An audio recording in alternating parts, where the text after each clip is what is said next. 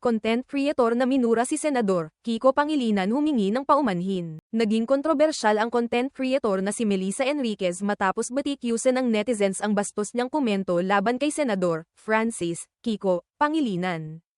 Sa isang Facebook post, tinuligsa niya ang panukalang libreng almusal program ni Pangilinan na layong bigyan ng masustansyang pagkain ang mga estudyante, at sinabing mas dapat daw magbigay ng trabaho kaysa puro libre. Dahil dito, binaha siya ng negatibong reaksyon at tinawag na irresponsible at mapanghusga.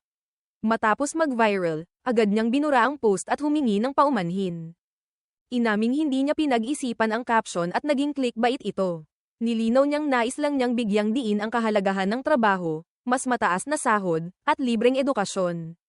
Ngunit naging one-sided ang kanyang pahayag. Bagaman tinanggap ng ilan ang kanyang paghingi ng tawad, marami pa rin ang nananatiling kritikal. Para sa kanila, paalala itong dapat may respeto at sapat na pag-unawa bago magpahayag ng opinyon sa social media. Wala namang inilabas na pahayag ang kampo ni Senador Pangilinan tungkol sa issue.